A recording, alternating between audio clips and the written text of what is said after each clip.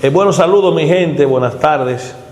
Como todos sabrán, lo que ocurrió el lunes 7, la tragedia en Yeset, que esto enluteció al país y que se han venido haciendo varias eucaristías y encendidos de vela en todo el país en apoyo a estos familiares que perdieron sus seres queridos. En el día de hoy nosotros hemos querido venir a conversar con Washington Espino, abogado, es juez de aquí de San Francisco de Macorís, a ver ya la segunda etapa, lo jurídico. Se ha estado hablando, Washington, de que si habrá condena, si habrá algo penal, si habrá algo penal, el otro es civil, civil. Pero queremos escuchar lo de usted ahora, ¿en qué conlleva esta segunda parte con Antonio Espaillat? Bueno, efectivamente, cuando se producen este tipo de acontecimientos, hay dos consecuencias legales. Una es una responsabilidad civil y otra una posible consecución penal. ¿Por qué? Porque hay varios artículos, pero específicamente dos, que son los que regulan este tipo de situaciones, de incidentes lamentables, sobre todo cuando es una tragedia de esta magnitud. El artículo 1386 del Código Civil, que parece que fue escrito específicamente para este tipo de situaciones, establece de manera expresa que el dueño de un edificio en ruinas es responsable de los daños que provoquen esas ruinas siempre que se determine que fue el producto de una negligencia de él o de un vicio de construcción. De ahí se puede derivar el asunto de la responsabilidad civil. Con respecto a las consecuencias penales, ya hay precedentes con eso en el país, de otras tragedias que se han producido, no de esta magnitud, pero sí otras más. El artículo 319 del Código Penal te dice que cuando se produce un homicidio, cuando se produce una muerte, o varias en este caso, producto de la negligencia, de la inobservancia de las leyes, de los reglamentos, eso se constituye en un homicidio o varios homicidios involuntarios que también puede dar lugar a la apertura de un expediente penal. Ahora bien, ¿en dónde es que está la confusión de este asunto? Ni la responsabilidad civil ni la responsabilidad penal se presumen.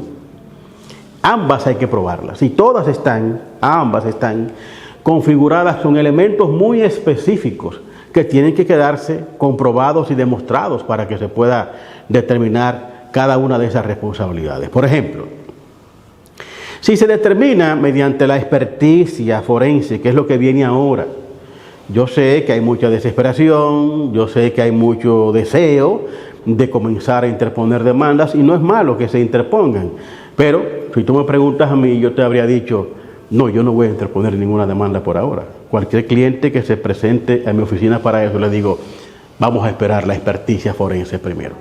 ¿Por qué? Porque si yo interpongo una demanda en contra de los propietarios de ese establecimiento y luego la experticia determina que ese techo se desplomó por una causa extraña a la voluntad humana, entonces la demanda en responsabilidad civil va a carecer completamente de fundamento. De modo que yo entiendo que las demandas que se han interpuesto hasta este momento son precipitadas, aunque legítimas. Es posible que los abogados que estén postulando en este caso digan, bueno, en lo que se conoce la audiencia, que se fija, que se celebran, ya vamos a tener la experticia que está preparando tanto el gobierno como instituciones de carácter privado. Pero definitivamente no se puede derivar como consecuencia de responsabilidad civil o penal de forma directa y de forma automática, sino que hay que demostrar eso. En el caso de la especie hay elementos que deben de ser considerados. Si tú le das certeza, y no hay pruebas de eso, de que efectivamente, por ejemplo, los videos que están apareciendo en el sentido de que del techo del jet set estaban cayendo escombros, si tú le das veracidad a la información que dio el cantante Sergio Vargas en el sentido de que en su última actuación él mismo fue testigo de que los empleados estaban recogiendo cosas, si tú le das certeza o veracidad a que efectivamente en el techo de ese edificio se estaban instalando equipos demasiado pesados que podían también contribuir con el asunto del desplome del techo. Todos esos son elementos circunstanciales que a la hora de que se haga la experticia y se determine que efectivamente fueron decisivos o importantes en lo que ocurrió, entonces eso evidentemente que va a traer una responsabilidad. Pero eso hay que probarlo. El artículo 1315 del Código Civil dice que todo aquel que reclama un derecho tiene que probarlo en justicia. Entonces, esa es la responsabilidad obligatoria que tiene cada uno de esos demandantes para poder entonces acreditar un interés a su favor. Lo mismo que el Ministerio Público. El Ministerio Público tiene el derecho, y ya lo ha anunciado, de establecer las investigaciones correspondientes y en base a eso verificar si hay lugar a una persecución penal. ¿Cuándo se va a determinar? ¿Cuáles son los elementos necesarios para que se determine específicamente que hay una posibilidad de encartar a los propietarios de ese establecimiento? Igualmente, cuando la experticia forense determine que efectivamente la intervención de ellos, sea por acción o inacción, tuvo una causa importante en el desplome del techo y por tanto en la muerte de los afectados. Mira, escuché también en el día de ayer, Washington, que me decía que estábamos hablando de Antonio Espaillat, que Antonio Espaillat, que Antonio Espaillat. Escuché como en algunos medios que ahora es una sociedad. ¿Qué pasaría entonces ahí? Las personas morales, así se llaman a las sociedades comerciales, tienen una responsabilidad corporativa como ente. Ahora, ¿qué es lo que ocurre en este caso? Ahí hay una dificultad procesal. Yo no sé cuáles son los miembros de esa sociedad, eso se verificará en una certificación de la Cámara de Comercio de Santo Domingo, eso es muy fácil. Sin embargo, resulta que todo el mundo, eso es un hecho notable y notorio, sabe que Antonio Espaillat es el propietario de ese establecimiento. Entonces, ¿qué ocurre en estos casos? Si tú te das cuenta de que los socios de esa compañía de manera efectiva no tienen la solvencia necesaria para poder responder a las posibles consecuencias civiles, entonces los demandantes, los consejos jurídicos gratis que le estoy dando, pueden apelar al procedimiento del develamiento del velo corporativo. ¿Qué significa eso? Bueno, yo entiendo que hay una persona que es responsable de un hecho, pero a la hora de recoger la documentación correspondiente me doy cuenta de que no forma parte de la sociedad. Pero yo sé que él es el responsable y es el que tiene el dinero en las manos. Los socios son insolventes. Entonces yo le pido al juez, mire juez, es lógico, es claro, de que esta persona está usando esa compañía para fines de eludir responsabilidades. Puede ser responsabilidades tributarias, puede ser responsabilidades civiles. Yo necesito que usted verifique eso y se dé cuenta de que esos socios son prestanombres y que el real propietario, el que se beneficia de la actividad de esa empresa, es fulano de tal. Y ese fulano de tal es el que debe de venir. Entonces el juez hace. ¿Qué significa develar? Quita el velo corporativo, quita lo aparente y dice, aunque ustedes son los socios de esa empresa, ustedes no son los que tienen el dominio, el control ni los beneficios reales de esa empresa. Lo tiene fulano de tal. Venga, es usted que va a responder. Claro, hay que ponerlo en causa. ¿Qué es lo que se hace en ese caso?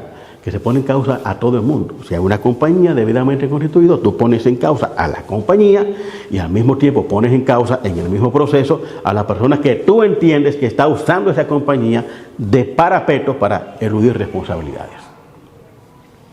Bueno, señores, ya más claro de ahí, ni el agua.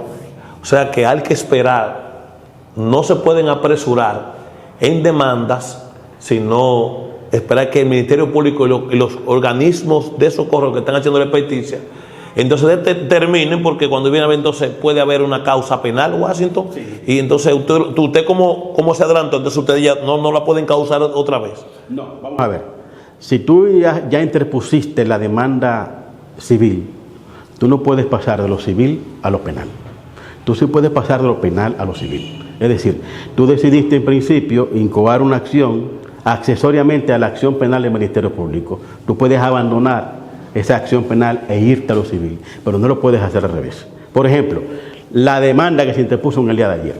Ya ese que demandó civilmente, si se interpone la acción penal por parte del Ministerio Público, no puede abandonar esa acción penal para ir entonces a ejercer su acción accesoriamente a la parte penal, porque eso no lo establece la disposición legal.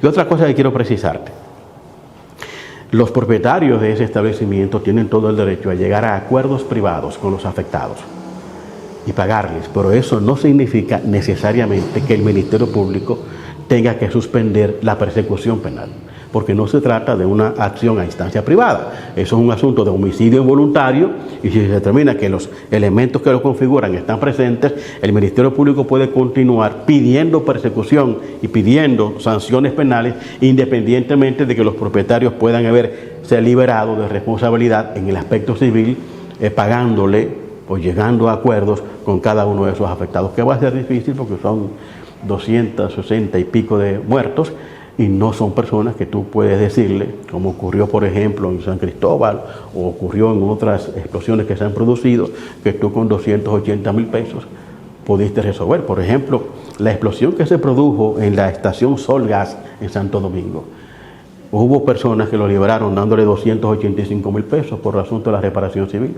Ahora, ¿cómo tú le dices eso a la familia Grullón, que perdió 5 muertos? Si esa familia decide demandar, es evidente que esa familia no tiene necesidad de una transacción comercial, y si realmente su interés es que haya una sanción, van a llegar hasta las últimas consecuencias y no va a haber ningún tipo de acuerdo en ese sentido. Pero hay que esperar todo eso, porque ellos todavía no han dicho que van a demandar. Recuerda también, puede pasar, Antonio Espaillat es una persona con muchas influencias, con muchas emisoras, con mucho control sobre los medios, y la familia Grullón, aunque se trata de personas físicas, nunca han querido involucrarse en asuntos judiciales por la marca de ellos. Ese banco, te doy esta información, cuando se produce un conflicto laboral, que un trabajador le roba, que un trabajador comete cualquier falta, prefiere pagarle toda su prestación, aun cuando sea el trabajador que haya cometido la falta. ¿Para qué? Para evitar que su marca, que la marca popular, esté en los tribunales. Entonces hay que esperar a ver si efectivamente ellos van a tomar medidas correspondientes o se ponen de acuerdo entre ellos. Porque creo que escuché ahí la hija de Ruby Pérez. Ella lo anunció. Ella lo anunció. Anunció que va que van a proceder a demandar, que creo que también se precipitó. ¿Por qué se precipitó? Porque si el objetivo de ella son reparaciones civiles, debió de esperar que Antonio Espaillat o los propietarios del establecimiento se pongan en comunicación con ella, le hubieran ofrecido cualquier tipo de suma correspondiente si el objetivo es ese. Porque dice que no se trata de dinero. Pero lo que digo es, primeramente, que la entrevista fue muy reciente. Y segundo, los criterios que ella está externando, anunciando una demanda, sin saber todavía los detalles de lo que efectivamente ocurrió. Mi consejo es el mismo: esperen a que se produzca la experticia forense para determinar cuál es el nivel de responsabilidad, y a partir de ahí usted puede interponer una demanda ya con elementos de causa y también con ingredientes probatorios que le van a permitir tener ganancia en ese proceso. Bueno, Washington, gracias por darnos esta aclaración, y a nuestro medio de comunicación, y gracias a todos ustedes por estar ahí conectados con nosotros. Así que sigan ahí, que tenemos mucho más.